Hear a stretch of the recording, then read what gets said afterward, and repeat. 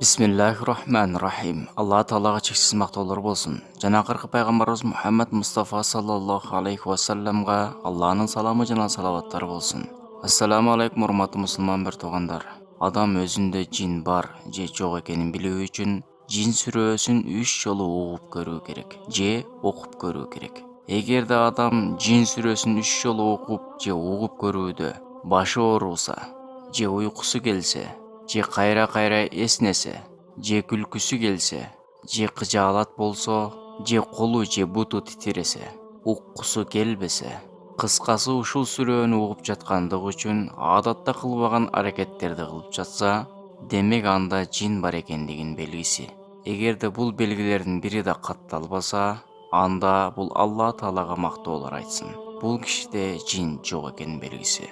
Бирок бул сүрөөнү угуп жатканда ниетти тууралап алыш керек. Өзүмдө жин бар же жок экенин билүү максатында эмес, бир гана Алланын ыраазычылыгы үчүн гана угуш керек. Ассаламу алейкум рахматуллах ва баракатух. بسم الله الرحمن الرحيم قل أوحي إلي أنه استمع نفر من الجن فقالوا إنا سمعنا قرآنا عجبا يهدي إلى الرشد فآمنا به ولن نشرك بربنا أحدا وأنه تعالى جد ربنا ما اتخذ صاحبة ولا ولدا وأنه كان يقول سفيهنا على الله شططا وأنا ظننا أن لن تقول الإنس والجن على الله كذبا وأنه كان رجال من الإنس يعوذون برجال من الجن فزادوهم رهقا وأنهم ظنوا كما ظننتم أن لن يبعث الله أحدا وأنا لمسنا السماء فوجدناها ملئت حرسا شديدا وشهبا وأنا كنا نقعد منها مقاعد للسمع فمن يستمع الآن يجد له شهابا رصدا وأنا لا ندري أشر أريد بمن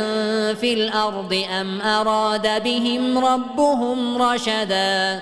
وأنا منا الصالحون ومنا دون ذلك كنا طرائق قددا وأنا ظننا أن لن نعجز الله في الأرض ولن نعجزه هربا وأنا لما سمعنا الهدى آمنا به فمن يؤمن بربه فلا يخاف بخسا ولا رهقا وأنا منا المسلمون ومنا القاسطون فمن أسلم فأولئك تحروا رشدا وأما القاسطون فكانوا لجهنم حطبا وأن لو استقاموا على الطريقة لأسقيناهم ماء غدقا لنفتنهم فيه ومن يعرض عن ذكر ربه يسلكه عذابا صعدا وأن المساجد لله فلا تدعوا مع الله أحدا وأنه لما قام عبد الله يدعوه كادوا يكونون عليه لبدا قل إنما أدعو ربي ولا أشرك به أحدا قل إني لا أملك لكم ضرا ولا رشدا قل إني لن يجيرني من الله أحد ولن أجد من دونه ملتحدا إلا بلاغا من الله ورسالاته ومن يعص الله ورسوله فإن له نار جهنم خالدين فيها أبدا حتى إذا رأوا ما يوعدون فسيعلمون من أضعف ناصرا وأقل عددا قل إن أدري أقريب ما توعدون أم يجعل له ربي أمدا عالم الغيب فلا يظهر على غيبه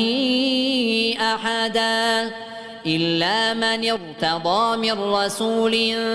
فإنه يسلك من بين يديه ومن خلفه رصدا ليعلم أن قد أبلغوا رسالات ربهم وأحاط بما لديهم وأحصى كل شيء عددا.